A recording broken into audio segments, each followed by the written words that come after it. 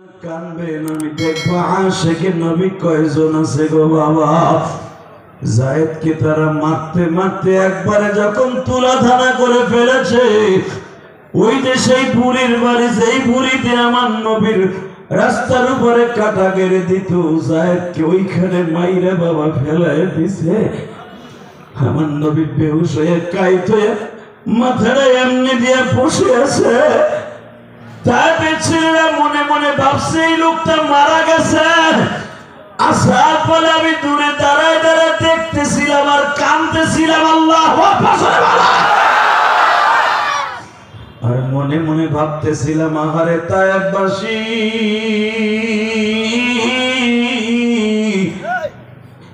এত মারে মারলি লোকটা প্রতিবাদ করল।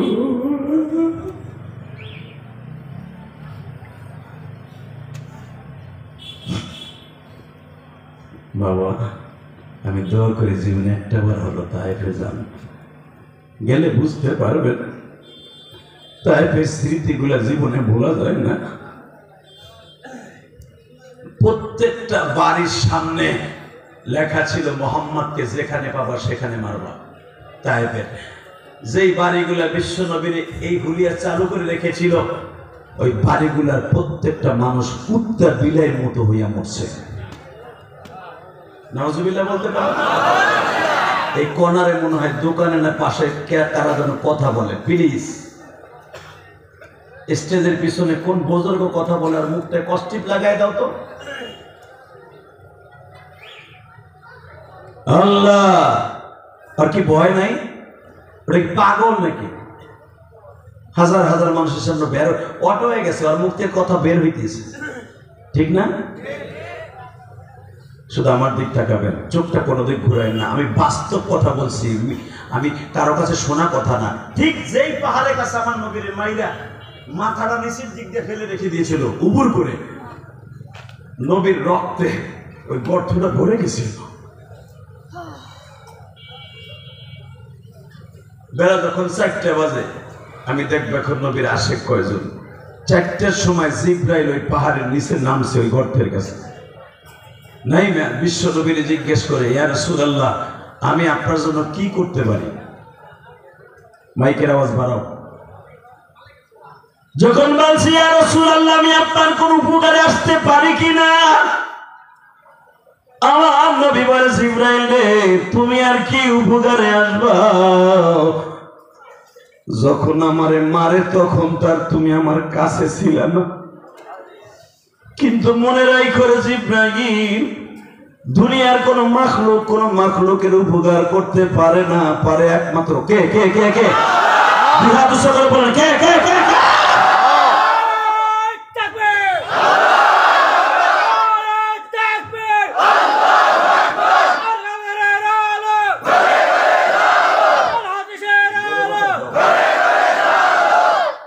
মারহাবা বলেন, আল্লাহু আকবার শুনে বলেন তো।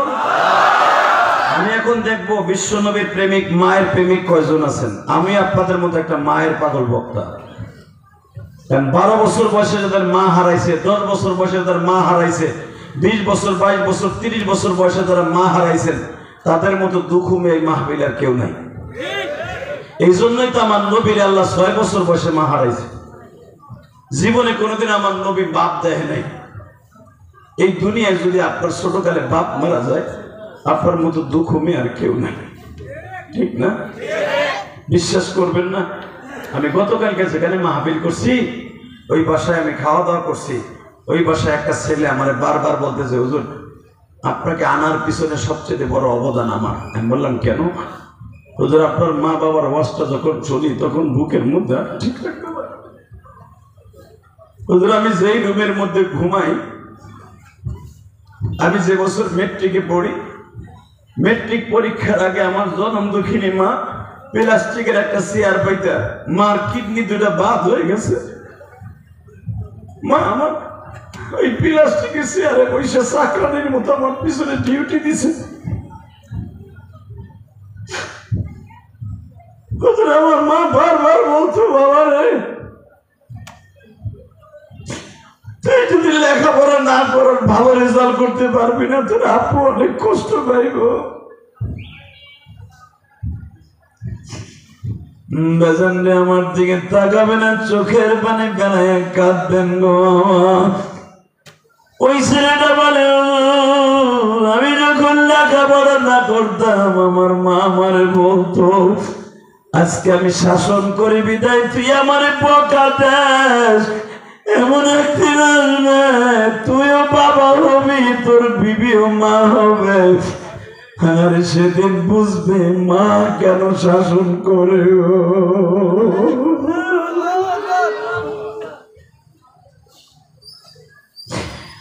এবার টাঙ্গাইলের কুচবাড়ির বাইরে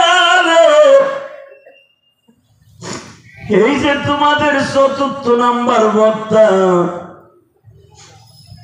ওর মা কয়েকদিন আগে মারা গেছে বাবা। ওর মা সে মারা গেল, ওর কাছে জিজ্ঞেস করো আমাকে আজকে বলে, আপনি যখন মার বয়ান করতেন মা থাকা অবস্থায় বুঝতে পারি নাই, এখন মা নাই এখন বুঝি মা কি জিনিস। মা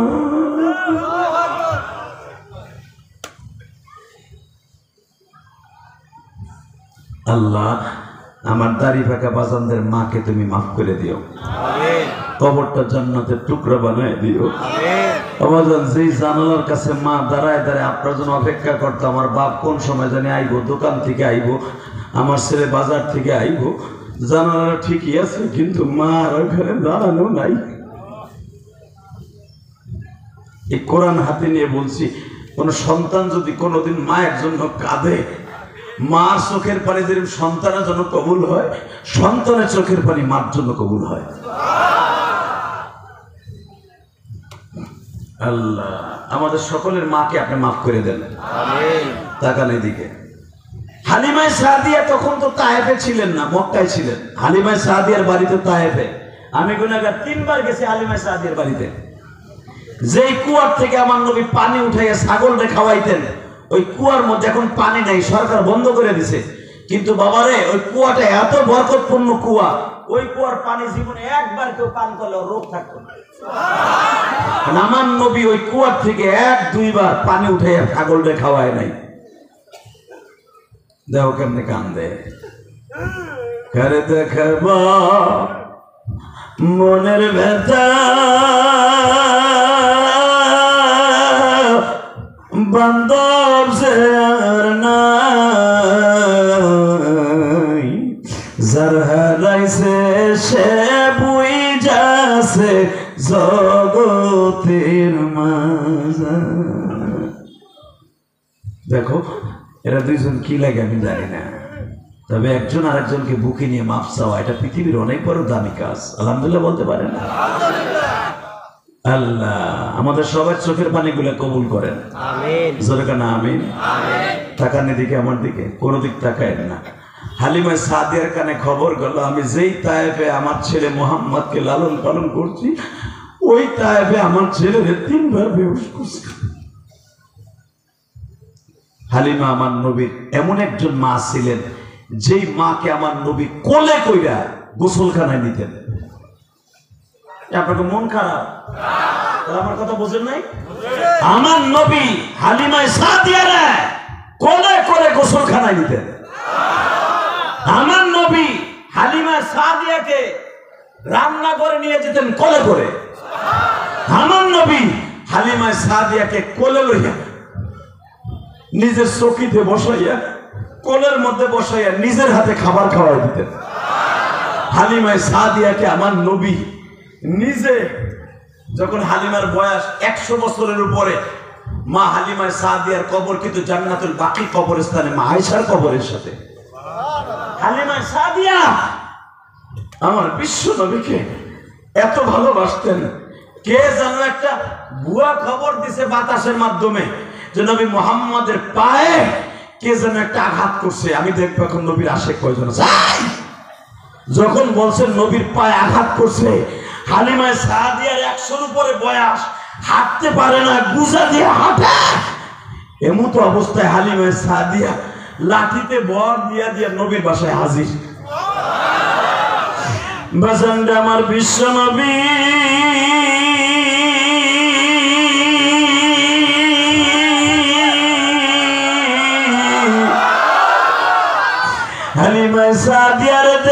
বসা থেকে দাঁড়ায় গেছে। আমার দক্ষিণী মা এই সময় কখন আমার বাড়িতে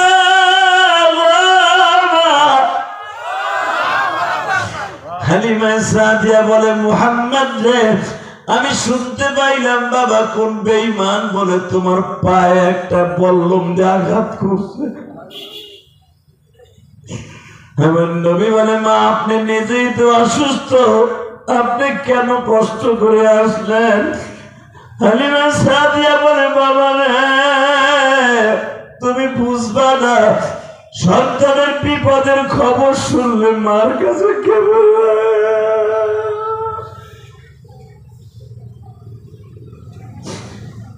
বাজান মাঝে মাঝে আমি একটা ঘটনা বলি, তোমাদের মনে আছে কিনা জানি না। মা যখন শোনে সন্তান বিপদে পড়ছে, দুনিয়ার করো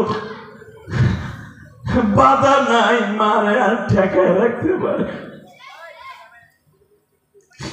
শরীয়তপুর সখীপুরের একটা ঘটনা বাজান, পৃথিবীর শ্রেষ্ঠ ঘটনাদের মধ্যে বর্তমান ডিজিটাল যুগে একটা উল্লেখযোগ্য ঘটনা। মা টেলিফোনে ছেলেটারে বলছে, বাবা গো, তোমার বোনের স্যান্ডেল 2 জোড়া ছিঁড়ে গেছে, আমি মায়ের কাপড়টাও ছিঁড়ে গেছে, 2টা কাপড় দিবি বাবা? গরিব মায়ের সন্তান 2টা কাপড় লইয়া, বোনের জন্য 2 জোড়া স্যান্ডেল লইয়া লঞ্চে উঠছে। সদরঘাট থেকে লঞ্চে উঠা শরীয়তপুরের দিকে রওনা দিচ্ছে। যুবক ভাই, যারা জীবনে লঞ্চে চড়ছেন তারা বুঝেন, লঞ্চের নদীর মাঝখানে যখন ঝড় উঠে তখন বুঝতে পারবেন যে কত ভয়ঙ্কর দৃশ্য হয়। সদরঘাট থেকে লঞ্চটা ছাইরা চাঁদপুরের উদ্দেশ্যে যখন রওনা দিছে, বাস্তব ঘটনা, গজারিয়া ঠোঁটায় যখন চাঁদপুরের 3 মোহনার নদীর মাঝখানে গেছে, লঞ্চের মধ্যে ঝড় উঠে গেছে নদীতে। লঞ্চ এখন এইরকম করে, এরকম করে, মানুষগুলা কেউ লাফাই লাফাই পড়ে। আপনারা জানেন 400 যাত্রীর মধ্যে মাত্র 28 জন যাত্রী বেঁচে ছিল, আর সব মারা গেছিল। ঐতিহাসিক বাংলাদেশের জন্য লঞ্চ ডুবির এইটাই ছিল শ্রেষ্ঠ। বাজান রে, এই শরীয়তপুরের ছেলেটা ছিল ইঞ্জিনের পাশে বসা, মার কাছে টেলিফোন দিয়েছে, মা মনে হয় কয়েক মিনিটের ভিতরে আমাদের লঞ্চটা ডুবে যাবে গো মা, ও মা লঞ্চটা ডুবে যাবে। বাজান এই কথাটা শুনতে দেরি আছে, মা পাগলের মতো টেলিফোনটারে ফেলায় দিয়া মা মেঘনা নদীর মোহনায় যায় লাফ দিয়া বাবা নদীর মধ্যে পড়ছে। জনগণ জিজ্ঞেস করে, তোমার ছেলে কোথায় ডুবতেছে? চাঁদপুরে, আর তুমি এখানে কেন লাফাও? মা বলে, আমার একটা বার লইয়া যাবিনি, আমার জাদু কোথায় ডুবতেছে গো।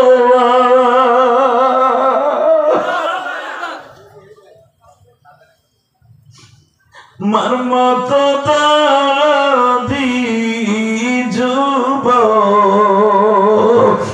মার মতো দাদি যুবক এই জমিনে নাই,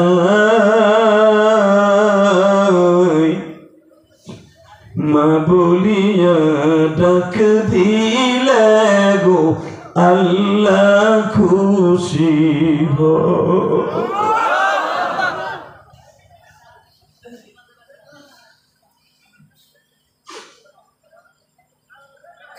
আমার দিকে তাকাও, যখনই দেখা গেছে জনগণে মহিলারা টাইনা নদীর থেকে উঠাইছে, আমি গুনাহগার।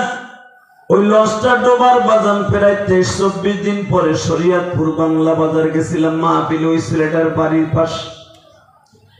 আমি যায় দেখি বাজার,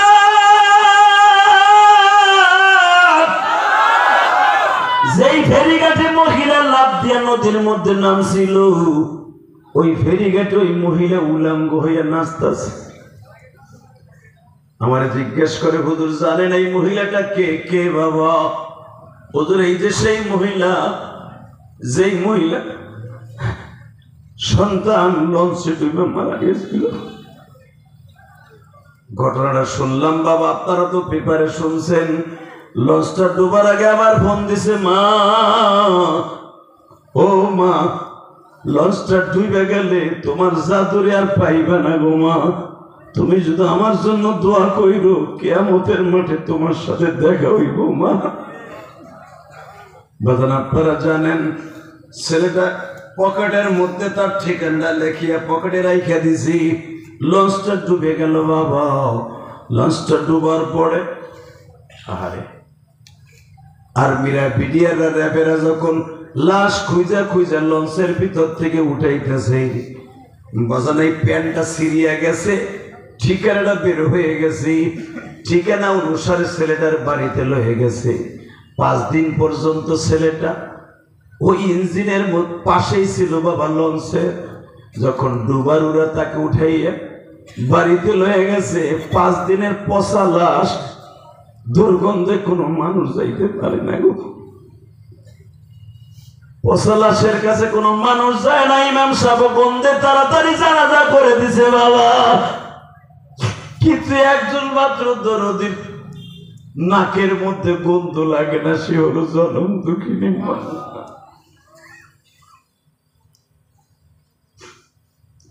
মা পচা লাশটারে বুকের মধ্যে নিয়ে একটা চিৎকার মারে আর বলে, বাবা রে, আমি কাপড় কিনতে দূরে আসতে বললাম, তুই এমন কাপড় পরে আমার বাড়ি আসলি, যেই কাপড় পরলে আর কোনোদিন মার কোলে আসে না। বাজান ওই মেয়েটা একটা চিৎকার দিয়ে আল্লাহর বান্দিরা চিরদিনের জন্য পাগল হয়ে গেছে বাবা।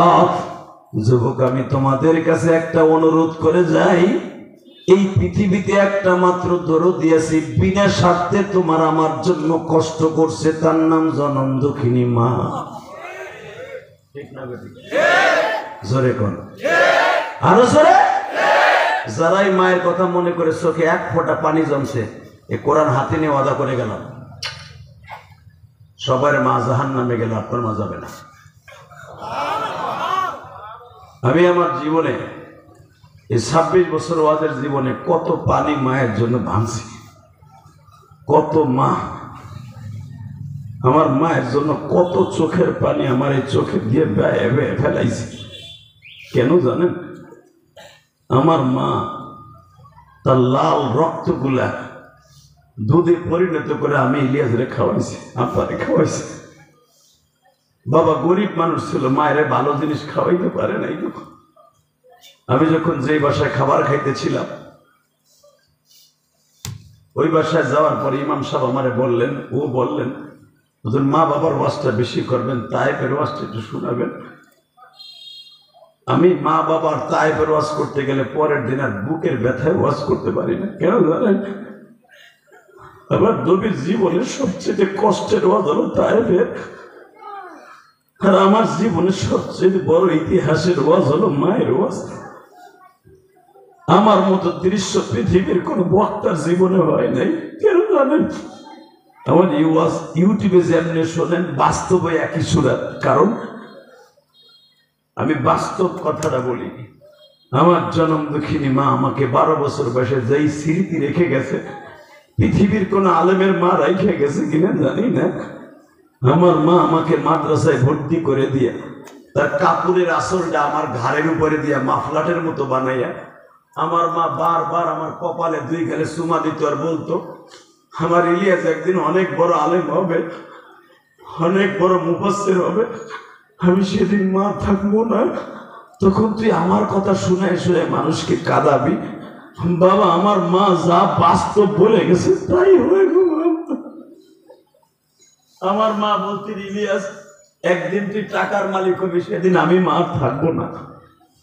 ইলিয়াস তুই একদিন টাকার মালিক হলে মসজিদ মাদ্রাসা বানাবি, মসজিদ মাদ্রাসার মুসল্লি লইয়া আমি মায়ের জন্য দোয়া করবি। আমার মা কেমনে জানতো এই সমস্ত ইতিহাস? কারণ আমার মা এমন একজন আলেমের মেয়ে ছিলেন, যিনি ছিলেন আল্লামা শামসুল হক ফরিদপুরের হাতে গড়া ছাত্র আমার নানা। সুবহানাল্লাহ বলেন। আমার নানার কণ্ঠে আল্লাহ এমন জাদু দিয়েছিলেন, উনি কোরআন তেলাওয়াত করলে মানুষ শুনছি দাউদ আলাইহিস সালামের জবানে জাবুর কিতাব শুনলে মানুষ 20 মাইল উপর দিয়ে কোনো পাখি উড়ে গেলে দাউদ আলাইহিস সালামের কণ্ঠে স্মৃতি মধু আকৃষ্ট হয়ে দৌড় দিয়ে নিচে নামে যেতে পাখি। আল জিবালা মা ইউসাব্বিহনা বিল আশি ওয়াল ইশরাক, দাউদ আলাইহিস সালামের কণ্ঠের জাদুতে মধুতে এমন হয়ে যেতেন ওয়াল জিবালা মা, পাহাড় শুদ্ধা হেলতো আর দুলতো। কণ্ঠে এত জাদু দিয়েছিলেন দাউদ আলাইহিস সালামকে আল্লাহ। এই পৃথিবীতেও আমার বাংলার জমিনে অনেক কোরআনের কারি আছে যাদের কণ্ঠে আল্লাহ এত মধু দিছে, তারা কোরআন তেলাওয়াত করলে মানুষ পাগল হয়ে যায়। এই যে আমার দেশে তুরস্ককে হাজার হাজার তুরস্ক প্রার্থীকে পিছনে ফেলে আমার দেশের ছেলে আবার ফার্স্ট প্রাইজ নিয়ে আসছে। কথা বলেন না কেন? আমাদের ধর্ম উপদেষ্টা তাকে রিসিভ করেছে, মামুনুল হক রিসিভ করেছে। বিগত সরকারের আমলে সাকিব বাল হাসান, এই বাল হাসান আইলে সেঞ্চুরি করে প্রধানমন্ত্রী নিজে বিবৃতি দিতেন, স্বর্ণের কত কিছু দিতেন। হালাকে যারা কোরআনের প্রাইজ নিয়ে পৃথিবীতে আসে, ফার্স্ট প্রাইজ লইয়া লক্ষ লক্ষ টাকা বাংলাদেশের রেমিটেন্স নিয়ে আসে, তাদেরকে নিয়ে একবারও কেউ কথা বলে না। কথা বলে না কেন? তোমরা কথা না বলতে পারো, আমরা আশেকে রাসূল আশেকে কোরআনরা কথা বলবো। কোরআনের বিরুদ্ধে, মাদ্রাসার বিরুদ্ধে যতই ষড়যন্ত্র হোক, দাঁত ভাঙা জবাব দিব। রাজি আছো না নাই? কে কে রাজি আছো? আল্লাহকে দুই হাত তুলে দেখায় দাও। আজকে নভেম্বরের 1 তারিখ, সারা দুনিয়া দেখায় দাও বাংলাদেশের মুসলমান নভেম্বরের 1 তারিখ 2024 সালে ওপেন চ্যালেঞ্জ করো, কোরআনের পক্ষে, আল্লাহর পক্ষে, নবীর পক্ষে যারা কথা বলবে, তাদের বিরুদ্ধে যারা কথা বলবে, ওরে দাঁত ভাঙা জবাব দিব। কে কে রাজি আছো? আল্লাহকে তাকবীর ধ্বনি দিয়ে দেখায় দাও।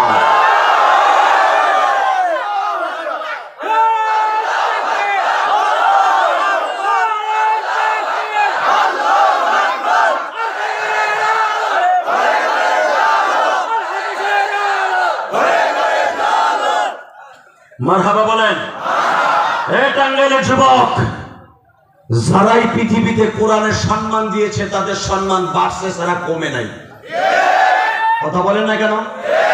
আল্লামা দেলোয়ার হোসেন সাঈদী সহ বাংলার জমিন থেকে যত বড় শায়েখরা কবরে চলে গেছে, কোরআনের খেদমত করে, তাদের দাম আছে না নাই? আর যারা মানুষের সাথে খারাপ ব্যবহার করে মরে গেছে, তারা মরার সাথে সাথে জনগণ আলহামদুলিল্লাহ বলছে। মরার পরে যদি কেউ আলহামদুলিল্লাহ বলে, মনে করতে হবে ওর মরণটা বেশি ভালো না।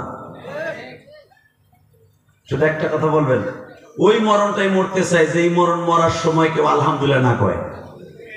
মারহাবা বলেন তো, আল্লাহু আকবার বলেন।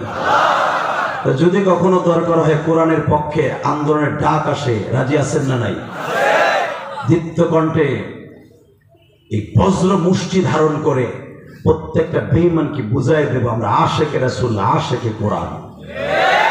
ইনশাআল্লাহ, ইনশাআল্লাহ।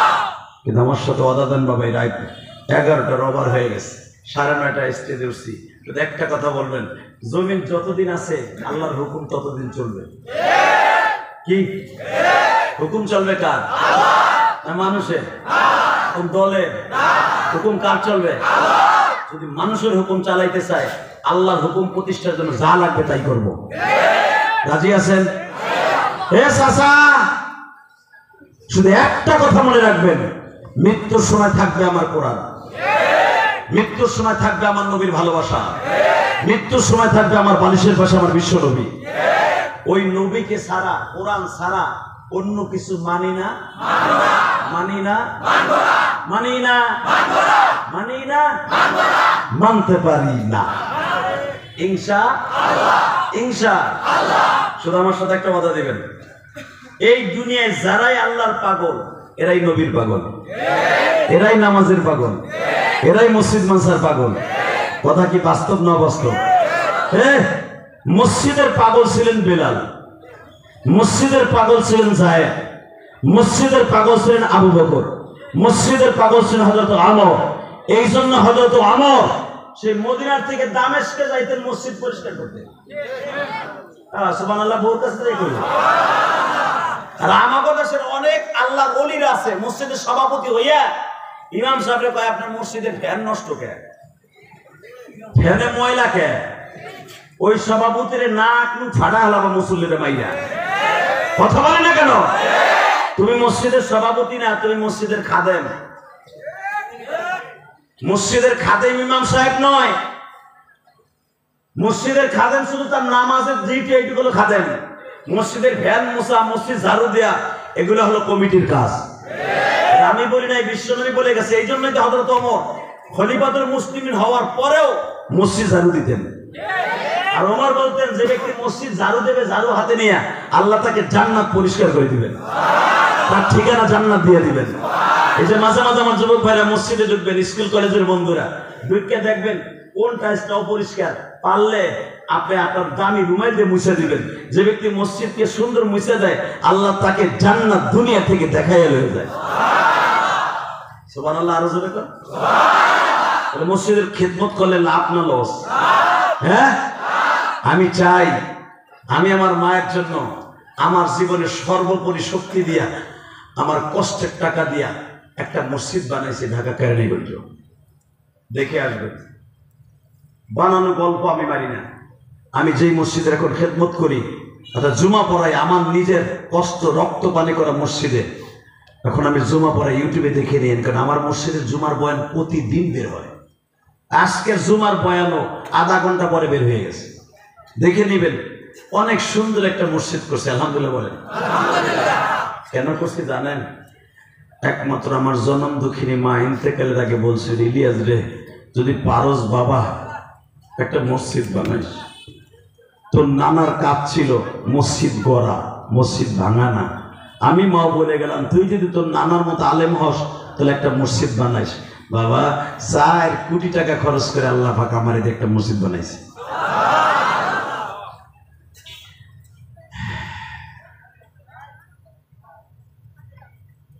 মন খারাপ আপনাকে? মনে রাখবেন, বিশ্বনবী বলেছেন, মান বানা লিল্লাহি মাসজিদান বানাল্লাহু লাহু বাইতান ফিল জান্নাহ।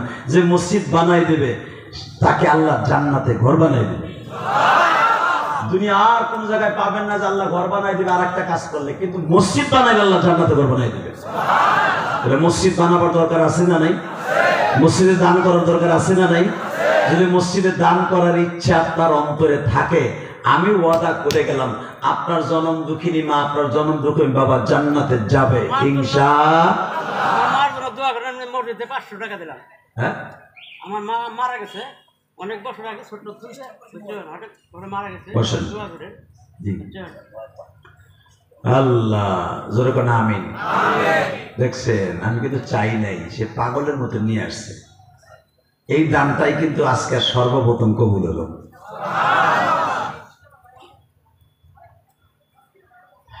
যারা চাওয়ার আগে নিয়ত করে বসে থাকে যে আমি আল্লাহর ঘরে দিব, আল্লাহর ঘর কারো ব্যক্তিগত ঘর নাই। কিসের খা পাড়া, কি মোল্লা পাড়া, কি শেখ পাড়া, মসজিদ সব সমান। ইলিয়াস রহমান জিয়াদি মসজিদ করছে, ওই যে কেরানীগঞ্জ, ওটাও আপনার, ওটা আমার না। হয়তো আমি জায়গা কিনে করাইছি আল্লাহ আমারে দিয়া, এটা আমার সম্পদ না। সম্পদ কার? আপনার, আমার, সবাই। টাকানে দিকে আমি এখানে আসার আগে খাইতে বসছি। এই সময় আমার খুব মহব্বতের মানুষ রফিক ভাই, না রফিক, যে আমার মসজিদে 500 টাকা দিল, তুমি না রফিক না তোমার নাম? মারহাবা বলেন। সেটা আমার অনেক ভক্ত, আলহামদুলিল্লাহ বলেন। বিলবন্নি থেকেও আমাকে অনেক ভালোবাসতো। তো আমার খাওয়ার সময় বলে, আপনার মায়ের মসজিদে দিলাম। আপনি কই? সেই কোন বাড়িতে খাইতে গেছে খুঁজে বের করছে। এই যে মনের থেকে যারা টাকা দেয়, মনে করবেন এইটাই জান্নাতের 1 নম্বর হাতিয়ার। শুধু আমার দিক তাকায় থাকবেন, কোনো দিকে যাবেন না, ইনশাল্লাহ বলেন তো। আমার সাথে একটা ওয়াদা দেন তো, আজকে চোখের পানি কবুল হবে। এই চোখের পানি কবুল হবে শুধু একটা শর্তে। সে শর্তটা হলো এই, আমি ইলিয়াস রহমান জিহাদি যদি আল্লাহ আমাকে জান্নাত দেয়, আমরা একসাথে যাবো। আপনারা মনে আমার সাথে যাবেন না? যাবেন? যদি যান, আমি যা কবর শুনতে হবে না? আমার কয়জন বন্ধু লাগবে, হাত উঁচু করে দেখান তো। মোনাজাত না করে কেউ যাবে না, উঠেন উঠে না। টাকা পয়সা দিতে হবে না, হাত উঁচা করতে, আমার সাথে মোনাজাত করতে আপনার টাকা পয়সা দিতে হবে না। খালি কর, আল্লাহ মোনাজাত না করে আমরা এই ময়দান কেউ ছাড়বো না ইনশাআল্লাহ। মোনাজাত করবো এই মা হারাই লিয়াজের সাথে, আমার মায়ের জন্য দোয়া করে বিদায় নিব। নামান হাত। শুধু একটা কথা আমার সাথে বলবেন, 5 ওয়াক্ত নামাজ কে কে বলবেন? আল্লাহ হাতগুলো তুমি কবুল করো না আল্লাহ, আল্লাহ হাতগুলো কবুল করো, 5 ওয়াক্ত নামাজ পড়ার সুযোগ দান করো। নামান হাত। 2 নম্বর একটা কাজ করবেন বাবা, সে কাজটা হলেই যতদিন বাঁচবেন, যাদের মা বেঁচে আছে, প্রতি সপ্তাহে প্রতিদিন প্রতি 5 ওয়াক্ত নামাজে যখন যাবেন, মার কাছে বইলা মার হাতে একটা সোনা দিয়ে যাবেন ইনশাআল্লাহ বলেন। এখন যদি আপনি কোন হুজুর আমার তো মা নাই, আমি কারে সোনা দেব? আপনার মা নাই, এই যে কথাটা বলে যে চোখের পানি ছেড়ে দিবেন, আল্লাহ আপনার মায়ের কবরের সাথে সাথে মাফ করে দিবেন। আর আমার নবী বলছে, হুমায়া জান্নাতুকা ওয়া নারুকা, মা বাবা জান্নাত, মা বাবা জাহান্নাম। মা বাবারা যদি খুশি করতে পারোস, আমি রব্বে কারীম তোকেও জান্নাত দিয়ে খুশি করে দিব। তোর মা বাবা জান্নাত, তোর মা বাবা জাহান্নাম।